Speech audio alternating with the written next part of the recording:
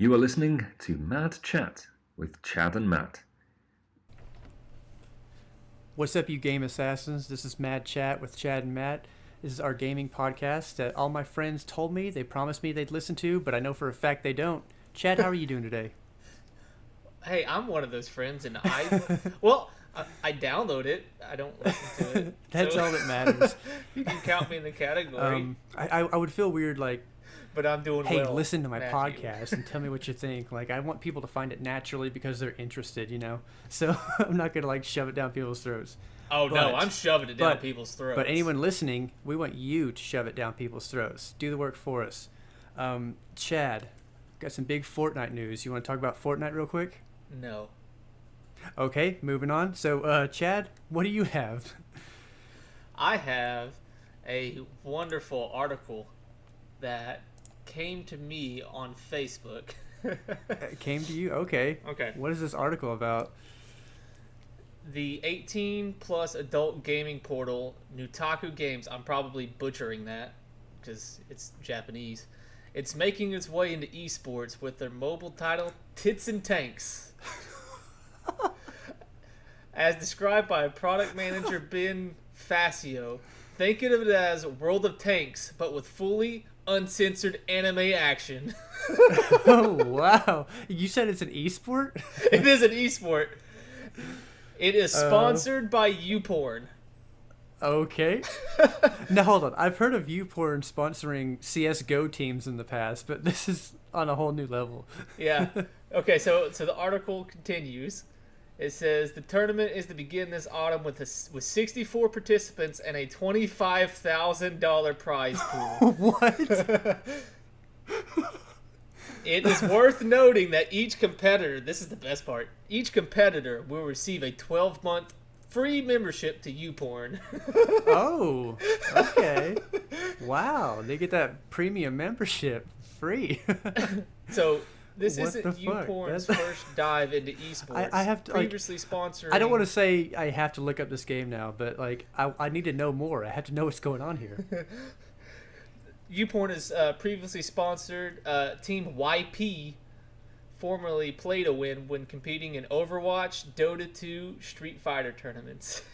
Oh, okay, that's what it was. It wasn't CS:GO. It was Overwatch and Dota. Street Fighter. Okay. Damn, this is bizarre, but I love this news. It's fucking hilarious. It's the world's first adult gaming esports tournament. See, they're setting records. They're giving away memberships. They've got a $25,000 prize pool.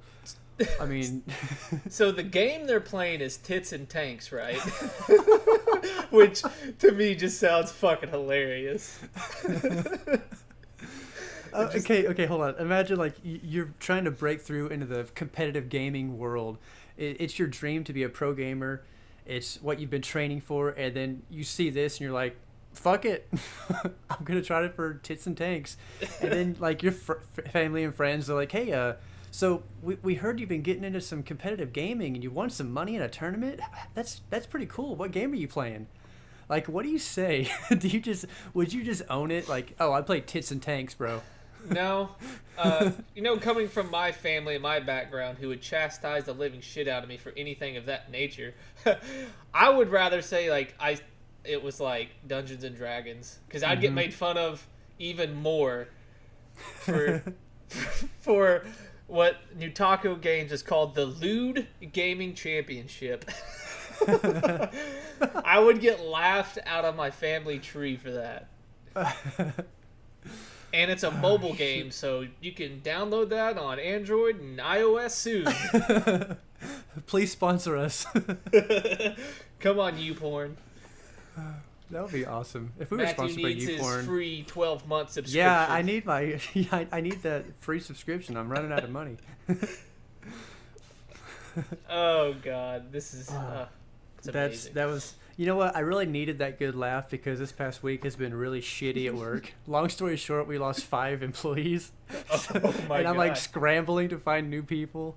So yeah, that was a good laugh. Hey, if you hire really me, needed that I'll one. work for you. It's got to be at least $15 an Oh hour. my though. God. Was that all you had for that story?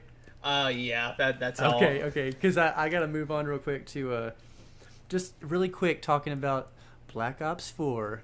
I can't get enough of this Black Ops 4 goodness. So I was looking, and anybody listening, you can go on to the Xbox Live Marketplace. This is where I found it.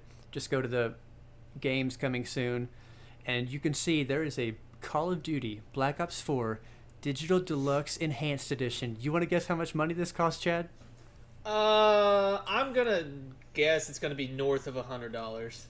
$129.99. Hey, does that version come with a campaign? No. Here's what it comes with. It says, in this bundle, Call of Duty Black Ops 4 and the Call of Duty Black Ops 4 Black Ops Pass. Are you fucking serious? The Black Ops Pass is more expensive than the fucking game itself? Here's the thing.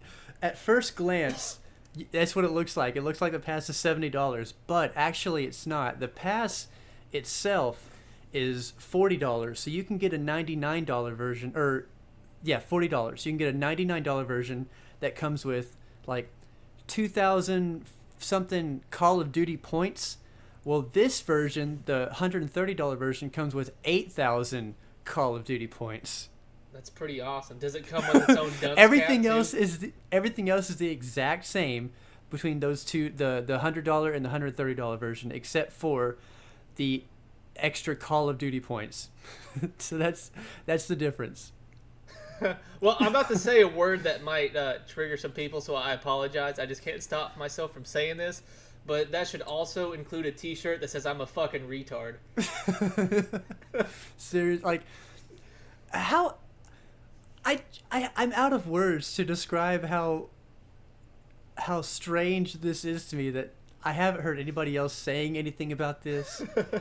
This is the first, it's the first I've seen of it, so maybe nobody has looked at this yet, like not a single person on the planet, but this is a bit bizarre. I'm going to read to you it's the little bonuses it says in the description.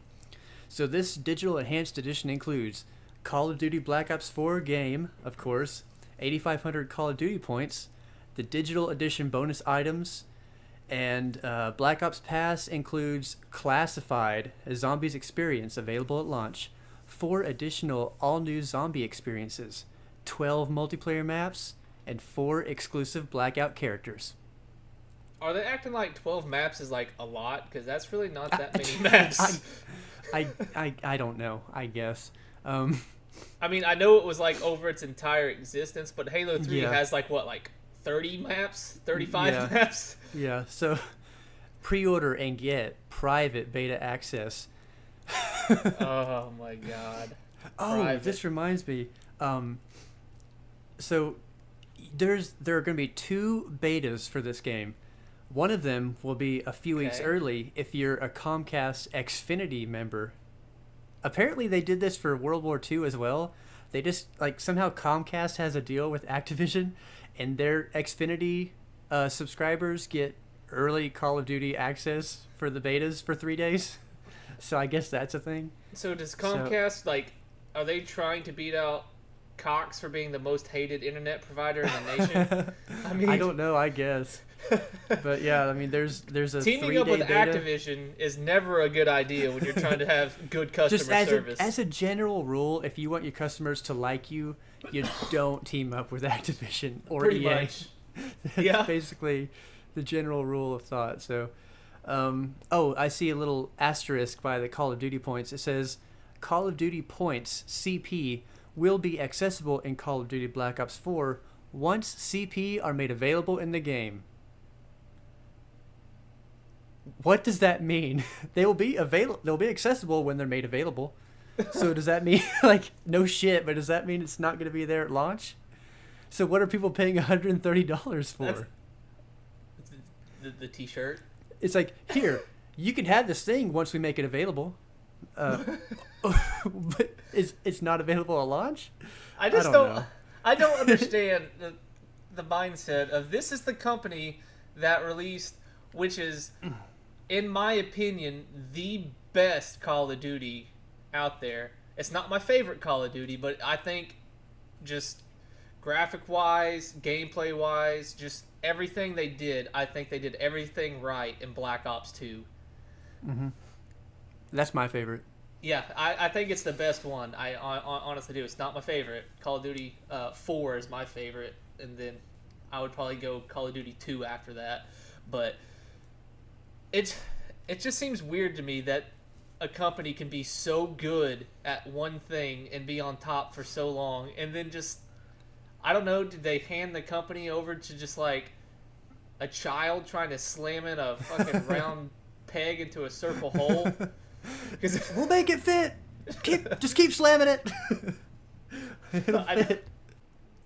Yeah, people were saying we want Call of Duty to go back to its roots. Okay, so we went World War II. Okay, so you want Battle Royale. So you want no campaign Battle Royale. Well, okay, we're hearing you guys. You want to go back to the roots, so we're going to strip away all the things you like, and we're going to give you Battle Royale and no campaign, and we're going to charge you $70 extra. You know, I think there are more people begging for Battle Royale in a Battlefield game than people were begging for Battle Royale in Call of Duty. Yeah. Just a really quick transition to the topic of Battle Royale. I have to say this on the record. I really hope that Battle Royale very soon goes the way of JFK and just gets shot in the fucking head and put out to pasture. Because I'm sick of it. Well, I'm fucking tired of it. You kind of don't want the JFK version, because then there's going to be conspiracy theories about who killed Battle Royale for the next 40 years. Yeah. But it's just, it's seeping its way and fucking into everything. And now we've got, I don't know, it's worming its way through into every game. And I want it to go. Just go. Go away.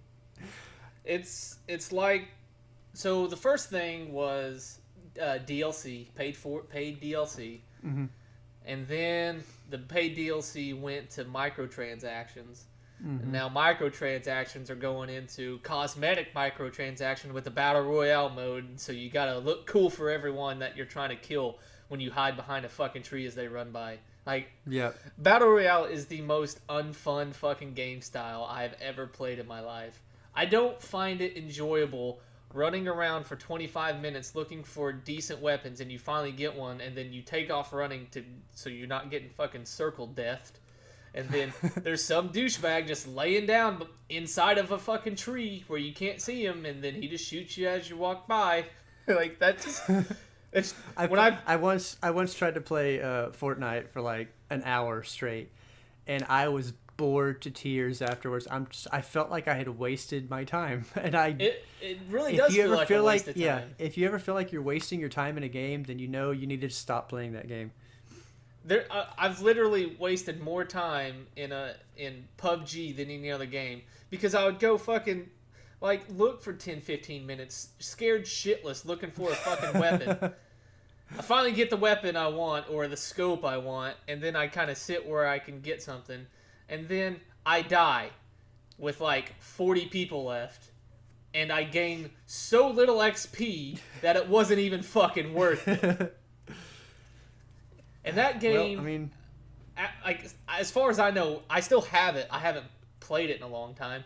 They don't even have like a practice mode so you can get better at the fucking game. It's like, nope, just jump into the lobby and fucking die until you get better, scrub. And good fucking luck. Man, like, I might have enjoyed it back when I was in high school when I was a super ultra competitive person, but now I'm just like, I don't fucking care about my stats and my KD anymore. Like, I used to be embarrassed by a poor KD. Like, oh my god, yeah, my KD's like, it's barely over a 1. Like, now I'm like, I mean, yeah, it's cool to have like a 2.0 KD, but fuck, it's not that big of a deal.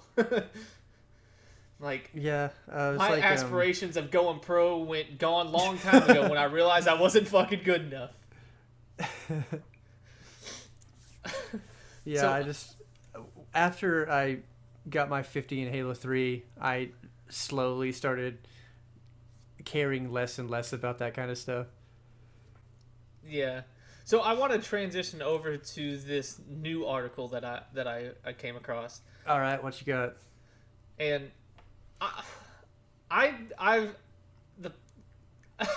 I can't even say my words. I'm just stumbling over myself. But the past few years, I've changed my stance on a lot of things, and a lot of the things I've changed my stance on is government intervention in things. Mm-hmm. I've come more to the realization that usually when the government puts its hand in some sort of thing, whether the intentions are good or not, they always seem to kind of fuck it up. So I came across this article and I don't quite know how I feel about it, and that's why I'm asking you to get your opinion on it. So Germany has banned vague/unclear dates for pre-ordered goods, which includes video games. So, meaning the new ruling will now force retailers to provide a date for pre-orders on all goods.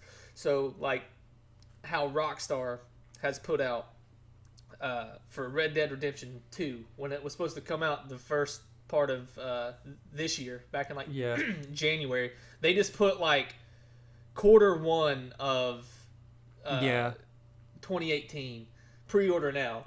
Yeah, you can't do that in Germany now. You have to have. They can't even. Yeah, it can't be available in 2019 or to be confirmed, coming soon, anything like that. You have to have a set date and time before you can start collecting money on a service. Now, my thoughts on it. I mean, it's kind of a good thing. It stops companies from being predators and preying on people. My other thought of that, though, is don't pre-order a game that doesn't have a release date that you... Yeah, it's like, that's kind of like that should be the consumer's call. Yeah. I remember when South Park, The Stick of Truth was first announced. I pre-ordered that game. I paid it in full. I was living in Mobile, Alabama at the time. It took over a year of delays before that game actually came out. I had moved to Oklahoma by then. Oh my God. And I pre-ordered and paid it off at GameStop. So I had to I didn't know if it would work, but I had to go to the GameStop in where I was living now. Yeah, so it's like I went there, and luckily they were able to call the GameStop that I had pre-ordered from, and they're like, okay, yeah, here you go. Here's the game. And I just got to have it. But, I mean, what if I had just forgotten that I fucking bought the game? I paid for it outright. I don't know. I can see where people are coming from, because that kind of scenario doesn't necessarily happen all that often, but it did happen to me. Yeah. And it ended up working out, but I think that would have also been a lesson learned to just not pre-order games until you know for a fact when it's coming out. And in general, you probably shouldn't pre-order games anyways. No, I used to pre-order games. I used to get super hyped. I used to be super fanboy about stuff too. Yeah. And if someone were to say something bad about a game that hasn't even came out, then I would get upset. Oh man, screw you! You don't even know, man. And the older I've been getting, the more mellowed out I've been getting about things, and the more you can think more objectively. I don't. And some people you just don't care anymore. You all this and that. I just don't try to rationalize my feelings as much. I just try to sit back and I'm coming for more of the Adam Carolla approach. Have personal responsibility. If you do something, if you pay for something, you buy for something, then own up to what you did. I mean, yeah. I've been coming around to that line of thinking a lot more and more recently. And of course, each type of thinking that you come about has its own flaws and everything. But for this, man, it's not the end of the world. I mean, it's not that big of a deal that they won't let you take pre-orders on games that don't have a coming soon. But the question that I would have to raise to it, because Kingdom Come Deliverance was funded through crowdfunding.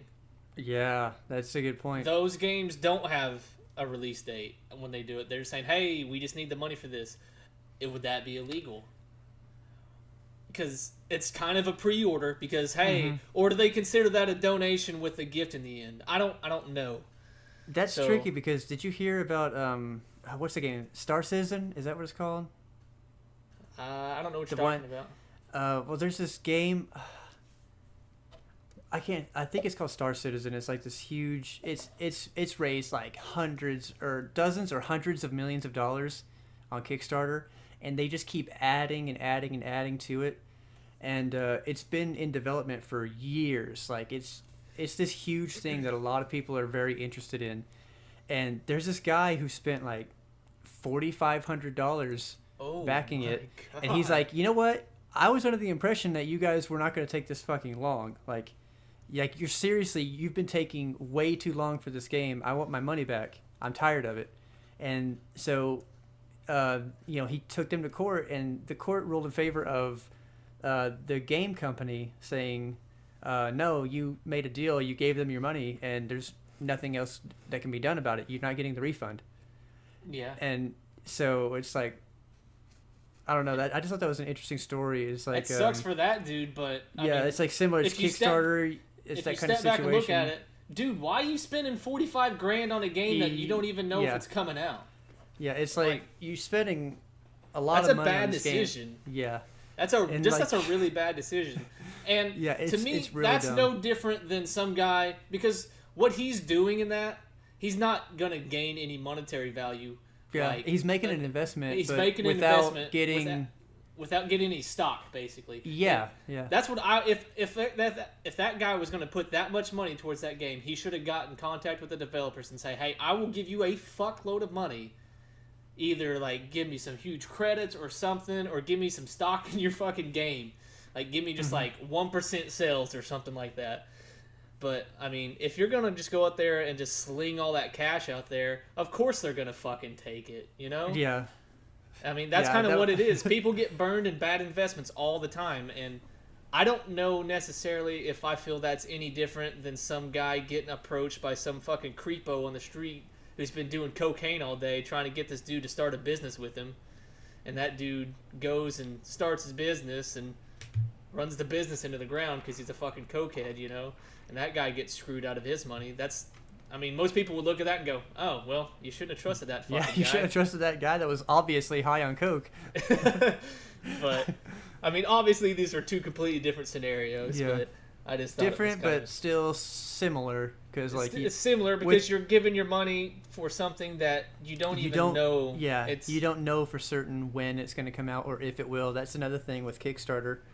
It's like these projects, sometimes they just get completely scrapped and you're out of your money. Like, yeah, like, I don't know if you've seen some of Thunderfoot's stuff. Like when he does his debunking stuff, he's got some really good debunking science videos. I don't really care for much of his political commentary, but his science videos, like the people that run those scams about how they're gonna put solar roadways and all that stuff.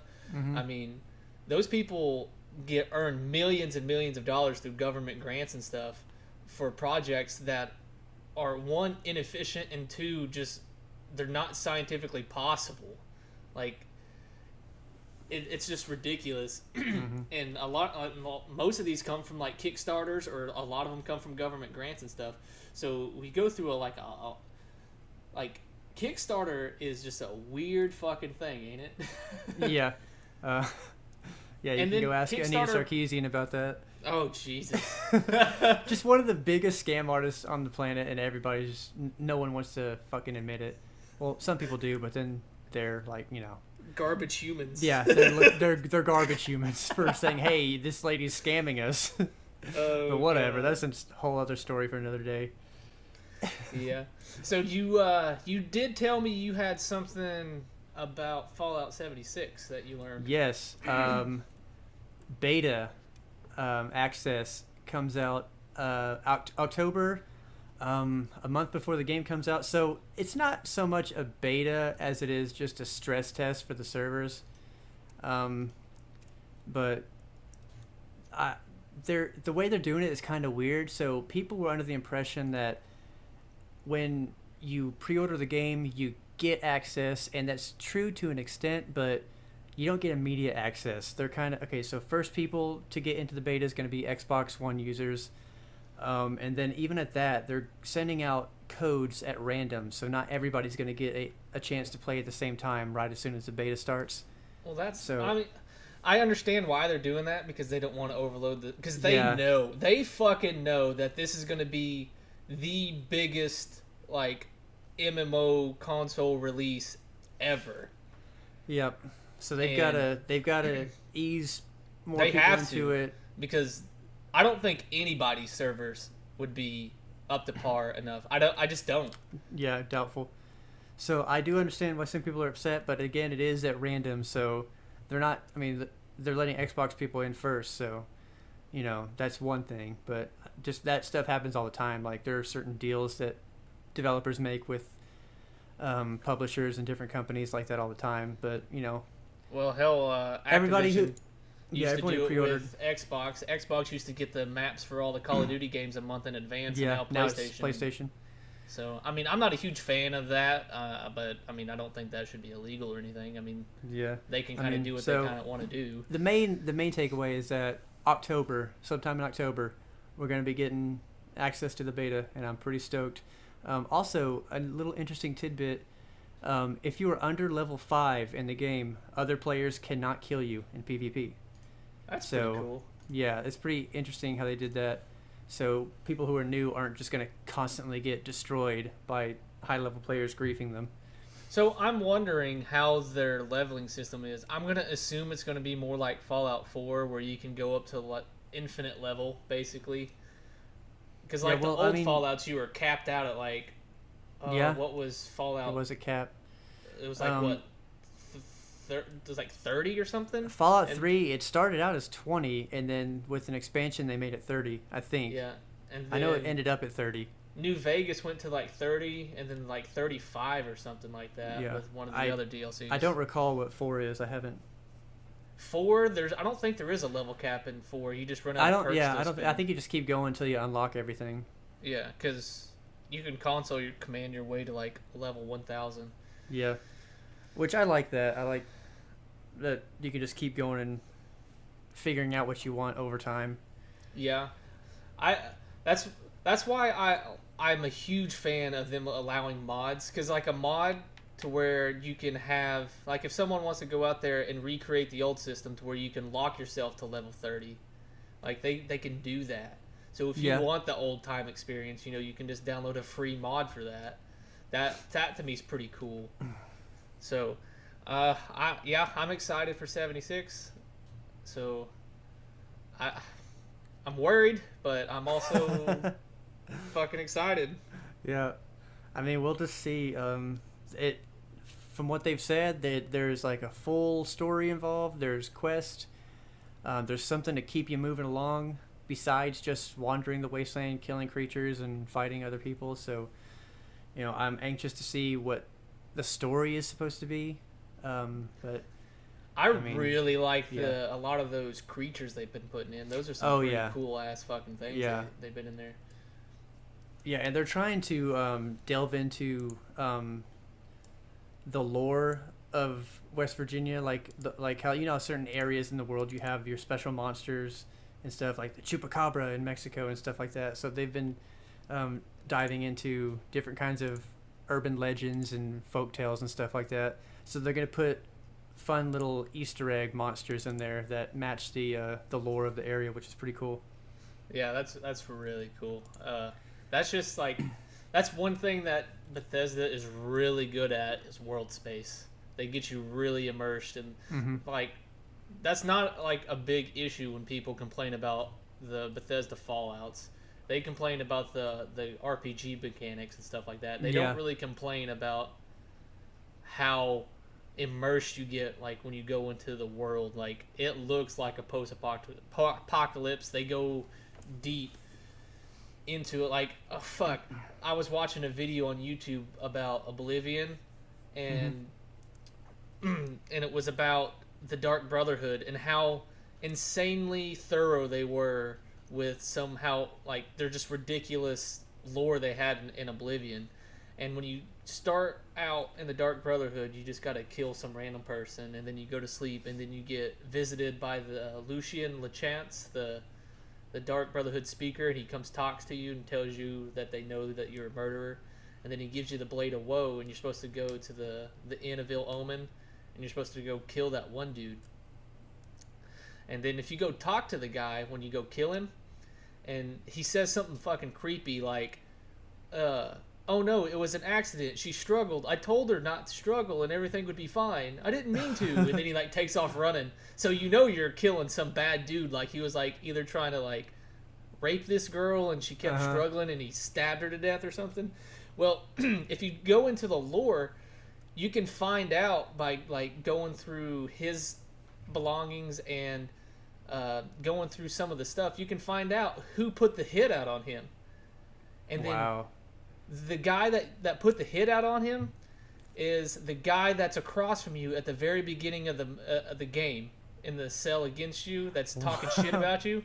That's the guy that put out the hit for the guy you kill for the Dark Brotherhood. And if you go to that character, because he's named, you can go to his house, and on the front door of his house there's a sign on the thing that says that the guy that was living here tried to summon the Dark Brotherhood and how that's not tolerated and he's in the dungeon. You go into his house and there's a Imperial Guard in there, and then there's another Imperial Guard that sleeps upstairs because they're I guess still trying to investigate to see if they can catch some people from the Dark Brotherhood.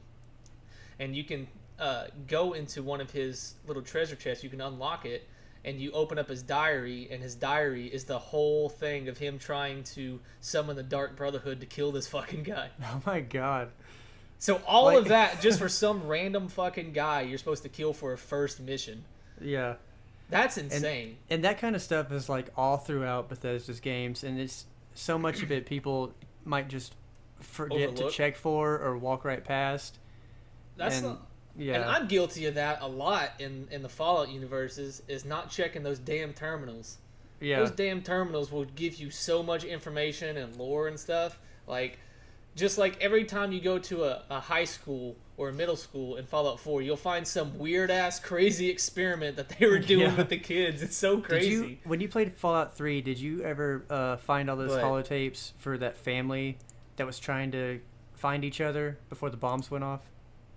What was that? I couldn't hear your mic. Oh, sorry. Okay, so in Fallout 3, there was this family, and they had holotapes like randomly throughout the world, and you could find them and follow their progression of this family. It was just this random thing you could do if you just find these tapes randomly, and you could follow the progression of their story up until the bombs dropped. And then if I remember correctly, they ended up in some bunker, and they still died anyways. Or I think one of them might have turned to a ghoul or something. But yeah, it was crazy. Yeah, it's just some random thing. You could just find these tapes and then follow the clues, and you'll find this bunker with this family in it, and they're all dead except for like one person. Yeah, you'll have some of those, like those real dark stories. Like you'll have like a holotape about some guy talking about his family, and then like you hear the gunshots go off in the thing, and then like once you look over from the tape, you see the skeletons where he murdered his family because they were turning into ghouls or something, you know. And then you got your lighthearted moments, like you'll be walking through some house and there's like mannequins all standing around with knives in their hand. There's like a teddy bear laying in a bathtub or something, you know. Just some weird shit. So they got some funny stuff in there too. But yeah, I hope that they bring a lot of that extra world stuff in, because to me that's what makes a Bethesda game a Bethesda game. And it's just like those random, you just happen to walk past this old house, and then you're like, oh, I'll check this out, go in here, and then you just get sent off on this quest that you had no idea it was going to happen that day. You were doing something else, and you just slightly go off the beaten path, and then you spend like 3 or 4 hours following this random quest line. That's just the kind of stuff that always, you know, draws me into a Bethesda's games world. So I want to see a lot of that stuff in Fallout 76. Yeah, I'm curious to see the remake of Morrowind. There's a bunch of modders that have put it into Skyrim's engine. They call it what is that? Skywind, right? I think I've heard of that. Yeah, Skywind, and then they got a new Vegas thing coming out, don't they? For like a mod for Fallout 4.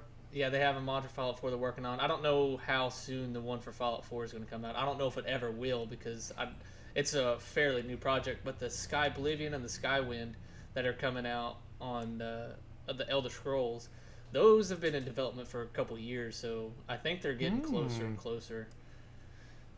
And then there's another mod they showcased, which was Beyond Skyrim. Did you ever play the Beyond Skyrim Bruma? I don't think so. That was a good mod. That was just like a teaser of what they've been working on. There was a mod. Sorry, go ahead. I'll finish what I was saying after. Okay. They just released the trailer. It was 1 year after they released the trailer for Beyond Skyrim Bruma. They released a trailer for Beyond Skyrim Kvatch.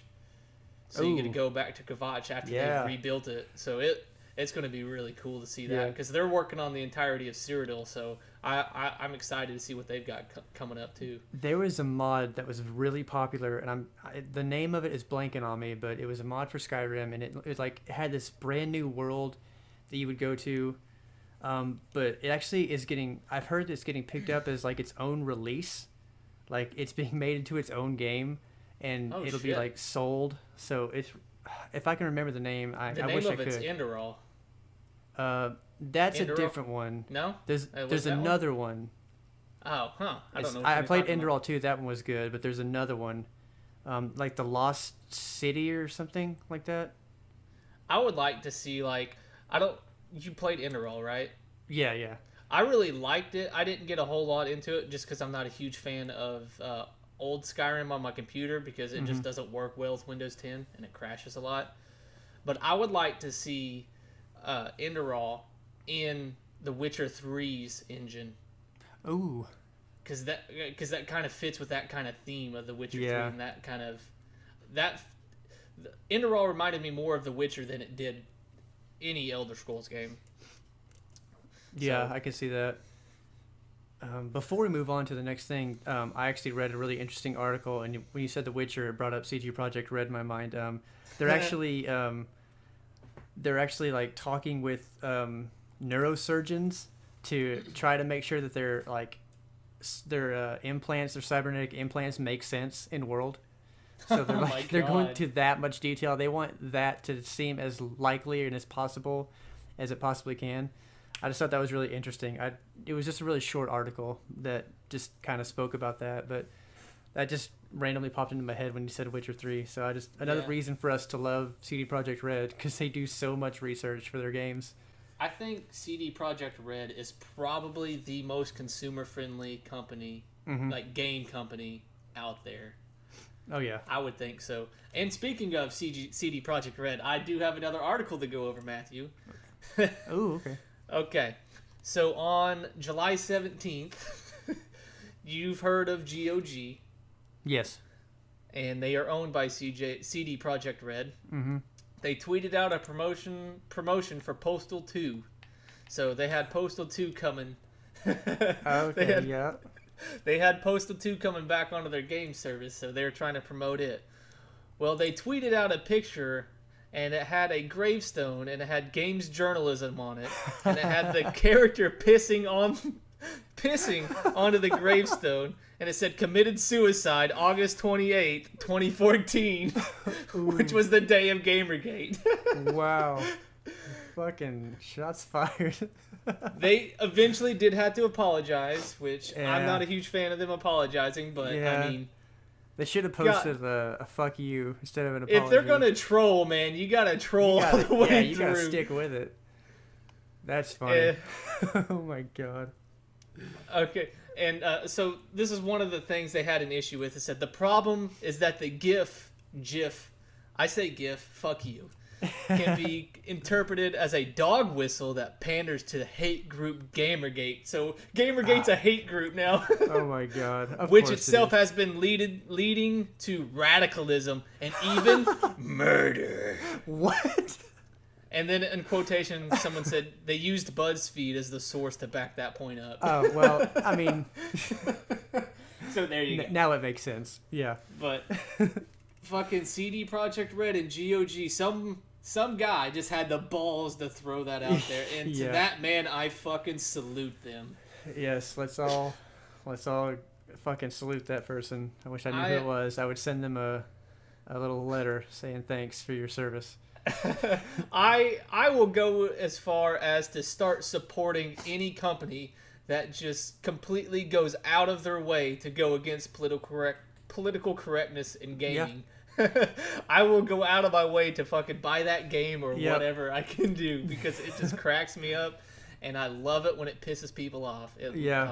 That's just the greatest thing when you see something so small and they're just silly and ridiculous like that, and it just gets people just in a little a twist, and they just can't even. They have to. Oh, I'm so offended. Angry. Oh, you better apologize to me. And it's for some reason, it always ends back with white supremacy and Trump. Always. You could be talking about Gamergate, which happened in 2014. You're a Nazi. Oh my god! What are you talking about? I got another thing to point out. This is I don't know if you've seen this, but it's pretty cool.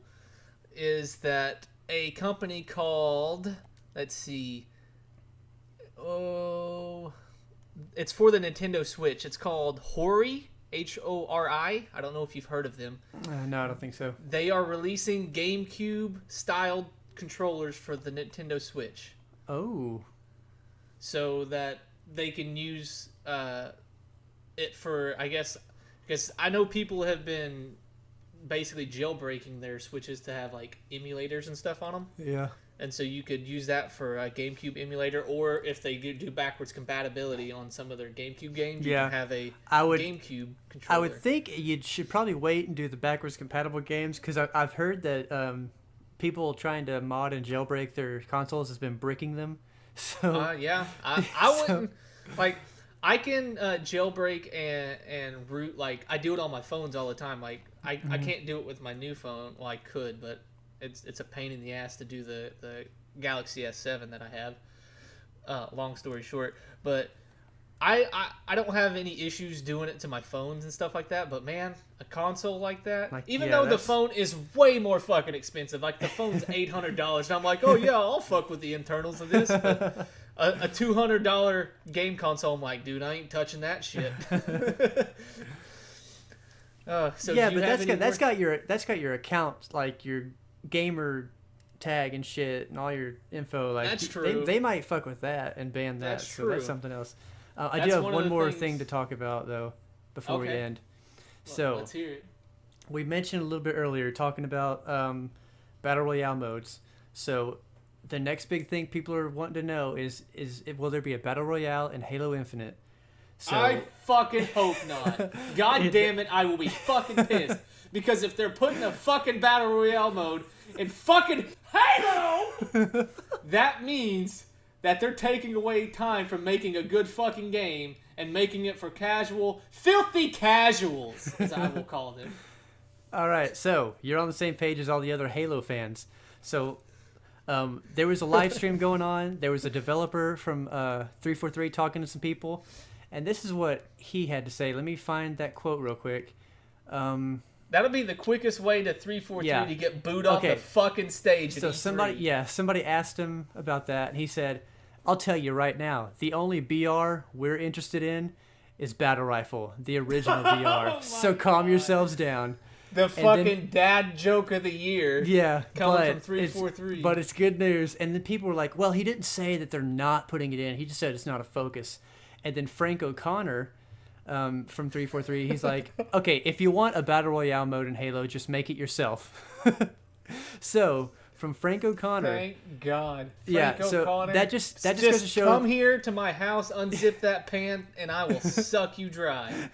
My God. That goes to show that 343 is finally listening to their fans, and they're not going to waste time chasing another trend and trying to force something into their game that people don't want. They're trying to do what the fans want. But here's the thing. I found this article written by an absolute buffoon, and I have to read this whole article. It's not a super long article, so I can get through it quick. Where was this from? Where was this from? Because I'm curious. I found it on Digital Trends. I found it through a different website, and it linked it to this website. So Digital Trends. So it wasn't article one of the chosen enemies of mine. Oh no. Well, I mean, I don't know much about Digital Trends, but this guy this one guy. Yeah, his name is Matthew S. Smith, and this is his article. Oh, wait, before you start, how does it feel to have the same name as that guy? I'm gonna change my name tomorrow. Okay. So here's the title of his article. 343 writer says Halo Infinite won't have Battle Royale, and that's dumb. So this guy does not. Okay, let me finish. Here's his article. 343 Industries writer Jeff Easterling, speaking on a live stream, had strong words to say about the inclusion of Battle Royale in Halo Infinite. Quote, "I'll tell you right now," he declared, "the only BR we're interested in is Battle Rifle, the original BR, so calm yourself." It's hard to tell if Easterling was serious. The tone of the comment and the informality of the stream makes the statement a step short of an announcement. It's possible he was speaking for himself, or that he doesn't have full knowledge of the studio's plans. If his attitude does represent the studio overall, though, I have an opinion to offer. That's dumb on multiple levels. I can just hear this guy's keyboard clicking away as he's drinking from Starbucks right now. Yeah, he's like, okay, so it goes on to say, Battle Royale... He's got to adjust his glasses because he's getting so angry and worked up. Yeah. Hold on. He's not wearing glasses in his picture, but whatever. I was hoping he was. Battle Royale is the hottest thing going right now, for good reason. Its unique take on competitive multiplayer is the opposite of everything prior games were built on. That's the whole fucking point of why fans don't want it in Halo. It's the complete opposite of everything that the prior games were built on. So, you know how people have been screaming at Call of Duty, go back to your roots, go back to your roots. People were screaming at Halo to go back at its roots since way Halo 4. Before. Since 2012. Yeah. It's been going on for 6 years. That's why Halo's been on this decline for 6 years, because they've been chasing trends and changing their game too much. Yeah. And the fans are telling them, hey, we don't want you to do this. If you put a Battle Royale in that game, I'm not buying it. That's what fans are telling them. And they're like, okay, we hear you. But then this fucking clod over here has never played a Halo game before. He says, hey, I got another franchise I want to ruin with my shitty ideas. Okay, so he continues. He continues. Before it, almost all competitive multiplayer games were founded on assumptions that, in retrospect, seem stale.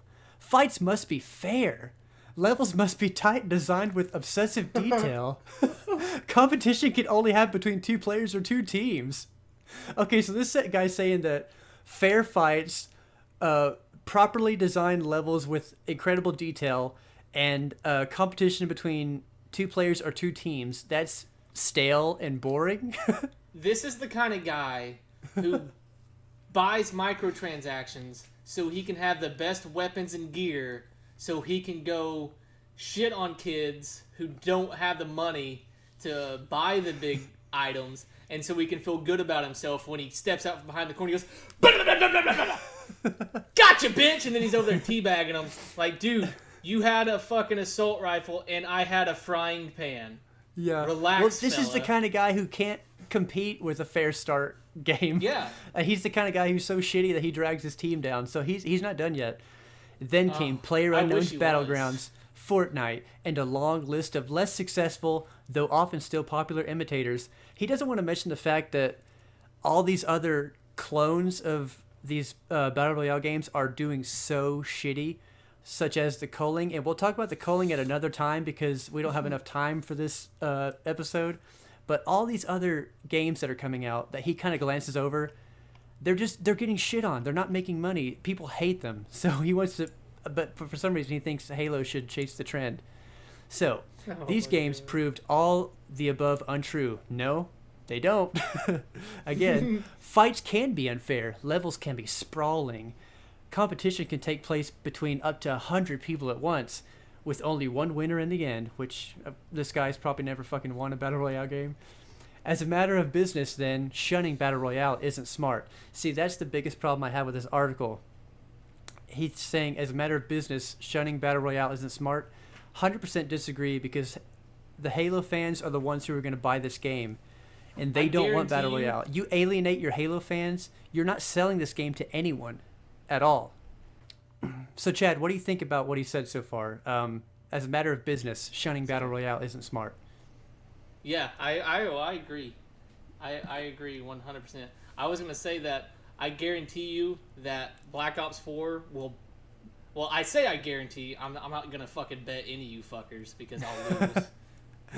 You fuckers. But what I am foretelling is that Black Ops 4 will be the worst selling Black Ops out of the four. If I had to guess, because it's just you go. I have. you try to talk at the same time.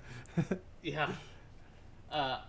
On my Facebook, I don't follow Activision and I don't follow Call of Duty, but I have their sponsored posts that pop up all the time, and it's always got like 4, and it's like, and it really, it's just as bad as the clappy emojis, you know, where someone puts a word and they put the clap hands, and then they put another word in the clap hands, but they got black dot ops dot is dot back dot, and then it's got Black Ops 4. And all I ever see under there is like angry emojis, laughing emojis, and very, very few likes. And then you click on the comments and it's just people shitting all over them. Mm-hmm. So I think it'll do better than Infinite Warfare, just because Infinite Warfare was just hot fucking garbage. Yeah. And Black Ops has way more fanboys than Infinite Warfare because it was a new start of the series. So this article goes on talking about map size in Halo and how big sprawling battles are part of what makes Halo great, whatever. We could go on and talk about it, but if you just take a look at the comments for this article, it's just a bunch of people telling this guy he's a fucking idiot and he has never played a Halo game and he doesn't know what makes a Halo game. So, I mean, just the people on his own article telling him to fuck off and no, Battle Royale doesn't belong. I think that's plenty evidence to go with our opinion that not every fucking game on the planet needs Battle Royale. So, I'm tired of it. But I just thought that article was hilarious. Clearly, the guy has no idea what he's talking about. But I mean, that's all I've got for this week. So, anything else you have? Yeah.